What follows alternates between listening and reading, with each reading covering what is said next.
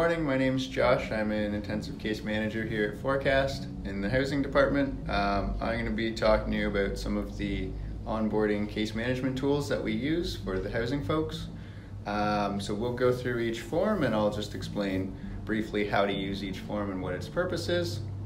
So the first form that we're going to talk about today is the guest policy form. So this is intended to be a form that we do with clients to help discuss any possible issues that might arise from their guests. So we're looking for things related to noise complaints, traffic, damages, staying overnight past the amount of times they're allowed to in a lease. So we're kind of scanning for some of these things and helping them to develop some boundaries and rules in their own apartment or room that will help them to maintain their tenancy. So fairly basic at the top, just got their name and date. There's visiting hours, so the time's divided into when guests are allowed to be there and not allowed to be there. The quiet hours run from 11 p.m. to 7 a.m. in the morning. So ideally we want clients to restrict guests coming by during these times, or at least limit the amount of people that come by to folks that we know are going to be able to conduct themselves in a way that's not going to create a lot of noise and during those quiet hours. You go through each day with them and kind of explain that that's the purpose behind it, and then allow them to choose the hours that they feel are most appropriate based on their lifestyle. If they're somebody that's up more during the night and sleeping during the morning, then it might not look the same as like a 7 a.m. to 11 p.m. they're allowing people to come by, and that's okay as long as you have a discussion about who's coming by during those hours and any concerns that they might arise from those people. In the next section, it's talking about some special circumstances. So this is intended more so for either one of two groups of people. So one would be folks that they don't want to come to their unit or rarely ever want to come to their unit. And so that would go under the never category, and they would be folks that they say either they're banned completely or they can only come under certain circumstances. And that could be because they've got history of violence or history of trauma or interpersonal issues, or they use substances and the client's trying to abstain from substances. So there could be a number of reasons why that might be applicable. And then the other group of people is the people that are always allowed to come by. So typically this would be friends, family that they're very close with and they trust, and that can just kind of come and go as they please because they're not going to cause any tenancy issues. They've known them for a long time, and it's somebody that basically they would be willing to have staying there whenever. With always people that are allowed to come, we still want to reinforce that they're the only ones on the lease and that the other people can't be staying and living there. But again, they're more than welcome to decide who can come and go, and if there's people that they're comfortable with coming at all points. The final part of this form is there's 3 different questions that we're going to brainstorm with them. So the first one we're going to come up with is, what are their house rules? Again, it's their form, there's no right or wrong answer. Ideally, we're looking for things around behaving appropriately, respecting boundaries, following the quiet hours, things like that. They might identify things like no smoking in their unit, or people can only be there for a certain amount of time, or they can't use their fridge to help themselves to whatever's there. So they might talk about a variety of different things, and we just want to help them flush out what's important to them and what will help them feel safe and comfortable in their own home. The follow-up to that is, if somebody breaks those rules, then we want to do some preparation as to how they'll react and handle that situation. So if somebody violates the rules that they've laid out, then what is the consequence and how do they take action on that? And again, it could be a variety of different things. That might be something like they contact us for support, they might ask the person to leave, They might have another friend that they can call that they feel comfortable coming by to help ask people to leave. And they might immediately jump to calling police, or they might call the landlord. And that kind of could range from any of those options. As long as there's something that they're taking as an action, if people are violating their rules and they're not just saying that's okay, the rules aren't important to me, right? And then finally, we're asking them, why is having a guest policy important to them? I mean, from the core, from our perspective, it's around maintaining their tenancy, but they might have other reasons. It might be around quality of life, feeling safe and comfortable, could be maintaining tenancy, could be because they've had issues with people coming by in the past, could be because they've never had a guest policy and maybe it would be helpful. So there's a number of different options there, and as with any of the forms that we're going to go through, it's always their choice and decision what they want to include. Okay, so we're going to move along to the second form, which is the crisis plan. So this one's pretty important because oftentimes folks are going to find themselves in a situation that they identify as a crisis, and we want them to have a plan ahead of time so that they're not just going into that crisis mode and being reactive, because they tend to make worse decisions when they're reactive, and it's hard when you're in a mindset of crisis to make clear and conscious decisions that are going to be appropriate. So we're looking again to be preventative. First section is just some basic information. The reason that their health card number is there is oftentimes we'll have them post this somewhere in their apartment in case EMS or 911 is called and they have an opportunity to find the form. Emergency medical contacts, so 911 is generally the emergency contact that we would have on there, and then we're going to have a list of folks that they can choose to contact for support. So it could be friends, could be families, could be neighbors, just kind of whoever the top 3 people that they feel are most helpful in a crisis. And that's kind of the key there. Some folks might be supportive and helpful in other ways, but sometimes when you're in a stressed crisis mode, some people are calmer and better than others to make a phone call and talk to. Once they've identified those 3 folks, then we're going to go through any support workers. So we are often going to be an option at that point, and then they might have folks from other agencies that they're connected with. So that could be like a Canadian Mental Health Association or a shelter outreach or YWCA or any sort of medical or social support worker that they would feel would be helpful to contact in that situation. And then once we've kind of flushed out those folks, then we're going to tap into some community resources that might be applicable.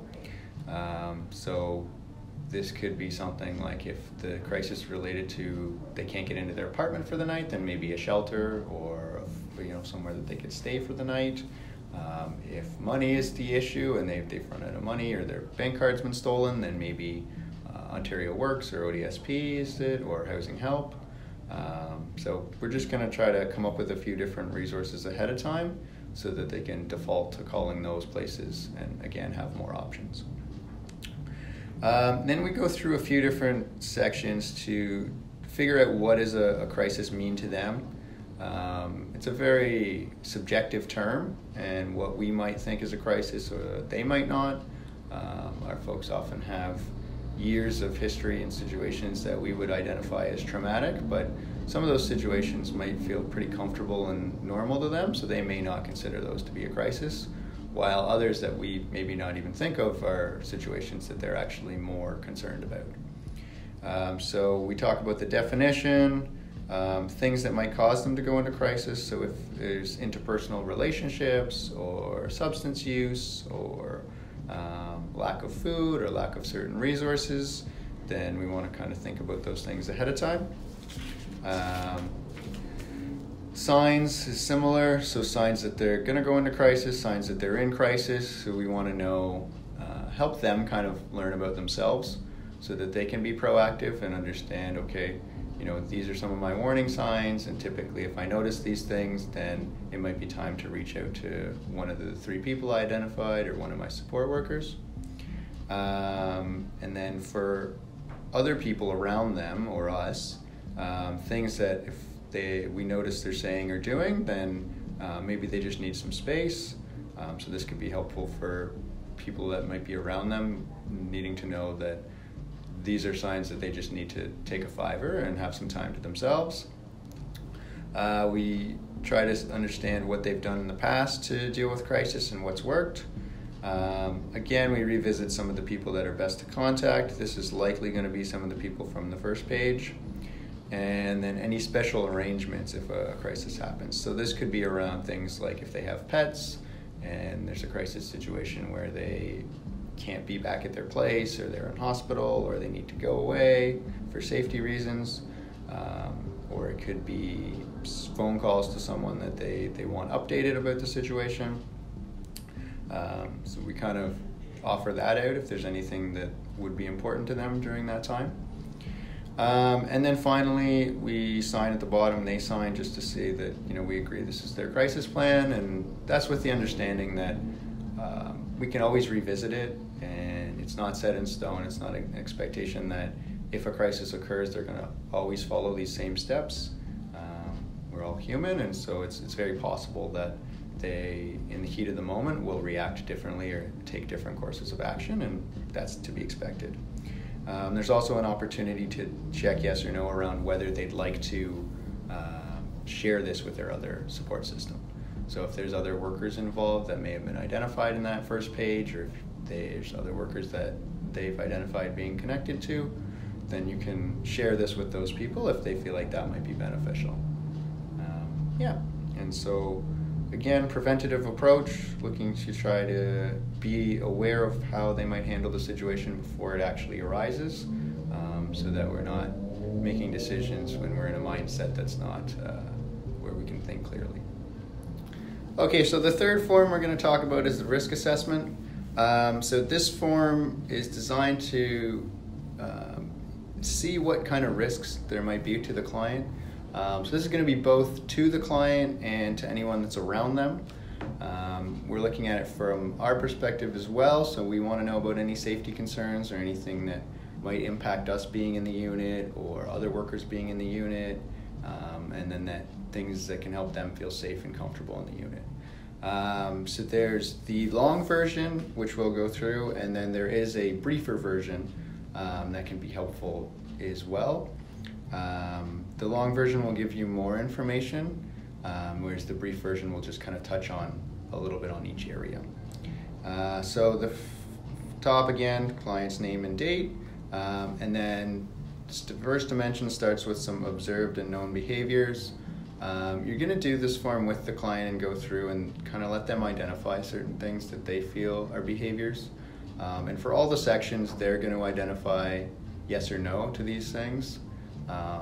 If you have collateral information or health records or reason to believe that these things are a risk, or that the answer is different than what they're providing you, then I would encourage you to discuss that with them, and maybe there's a reason why they're not identifying it. At the end of the day, when you're putting together the summary, though, you can always include additional things that you think it's important for other staff members or agencies to be aware of. So yeah, the first one talks about some known behaviors, and then when you move on to the second dimension, there's behavioral influences. So you start to talk about a few different things in this section that are not as obvious behaviors, like things like self-harm that were mentioned in the first one. This is more around substance use and things that might affect them. In the third dimension, it's conflict with law. So again, you're going to talk about the legal things and find out about any criminal activity or criminal components that might be worth assessing or knowing about. In the fourth dimension, it's health and mental health. And so you're going to take a look at the aspects of things that could affect them there. And then in the fifth dimension, it's substance use. So you're going to go through some questions about that, which again, you might already have some of this information.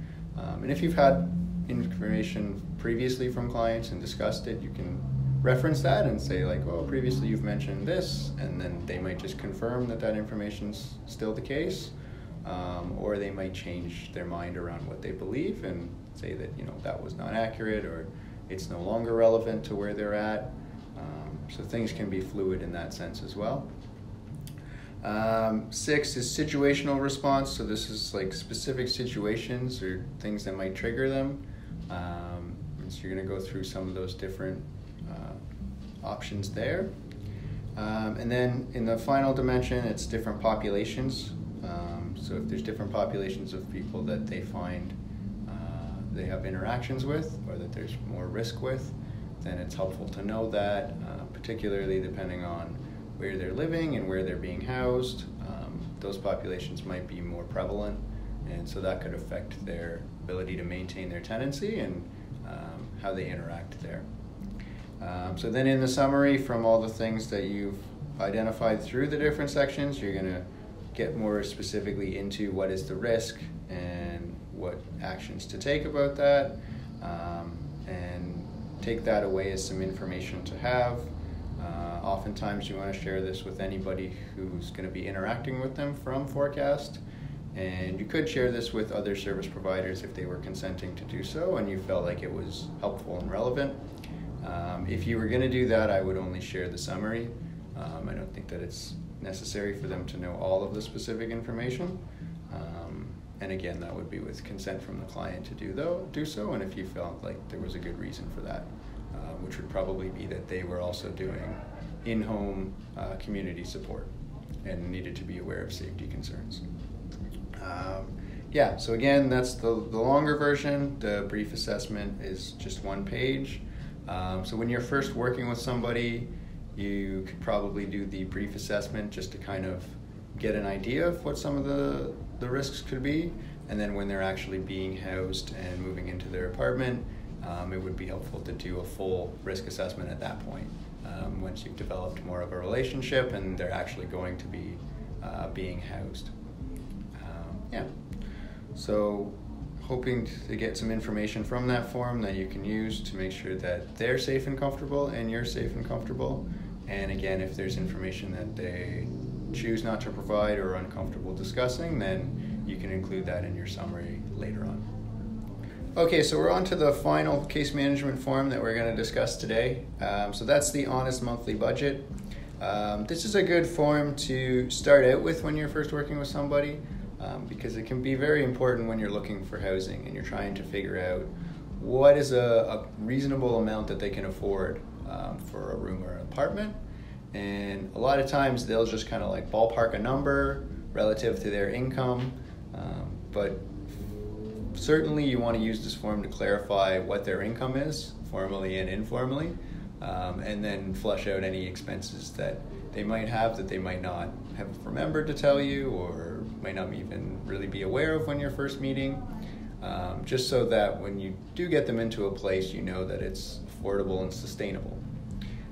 So the top part has talks about, so down one column is the expenses, down the other one is the income. So starting at the top, there's more of your formal things that you would spend money on, so like rent, utilities, heat, hydro, food, rent arrears, repairs, those kind of things. And then at the bottom, there's kind of some other miscellaneous things that they might include. So debts, cigarette, coffee, alcohol, household supplies, their partner, kids, so on and so forth. So depending on what things in their life they spend money on, it'll look different for every client. You want to encourage them to be as open as possible and let them know that this is not a form that you're going to be sharing with other agencies or passing around to other people, but that this form is to help you develop a budget with them and help make sure that the place that you help them find can be sustainable and affordable for them. On the flip side there's formal ways they would get income. So if they have employment, Ontario Works, ODSP, a pension, an inheritance, could be employment income, EI, or WSIB, any of those kind of things that are government or more formal. And then some of the informal things, which these are things that they probably wouldn't think to bring up when you're asking them, where does your income come from, or what kind of income do you have? So things like bottle collecting, odd jobs, treasure hunting, babysitting, sex work, drug running and dealing, labor, theft, friends, family, selling prescriptions, gambling, panhandling, so on and so forth. So again, some of the more informal ways that is not really going through the government or going through an employer, but might be important because that might be a reason why they believe that they could afford a place when on paper it might not look like they do. And that would be a scenario that then you'd want to work with them to say, okay, how can we make it look on paper that you're able to afford a place and that you appeal to a landlord, knowing that you have some informal income that maybe you're not wanting to disclose for financial reasons with OW or ODSP or your formal source, but that those things will help you once you actually get into your place. So it's good conversation starter around affordability and around what their lifestyle's like. Sometimes folks will feel uncomfortable with certain aspects of the form, so there's a little bit of discussion to be had at the beginning around the purpose of it, and really reassuring them that you're not out to figure out what kind of illegal activities they're up to for any sort of punitive or reportable purpose, but you're trying to get a better understanding of their lifestyle and their money flow to help understand where their money's going and how you can make sure that the place they get is affordable. Alternatively, if they are connected to a trustee, you can suggest this form to their trustee, and they can use that with the person, or maybe adapt that into their form or their process. And then you can just obtain a copy of that. You don't have to do a second version of that if they already have a trustee that's done something similar. And then at the end you'll kind of add up both columns and get an idea of how much money's coming in, how much money's coming out, and what the affordability might be like, and then take some time to review if there's anything that could be changed or any actions that they could take to change one side or the other to help obtain their goals around budgeting and obtaining housing. Yeah, and that's the final of the 4 forms we're going to talk about today. The forms will be viewable for you to go through, and at the end of the day, the main thing to remember with these forms is that you're looking to use them to get information, build rapport, and help the clients maintain their tenancy, and do everything you can to be preventative. So keeping that purpose in mind and helping them understand that purpose is important, so that they don't feel like any of these forms are done to be judgmental or invasive, and that will help them with the rapport building and be a little more open and honest throughout that process.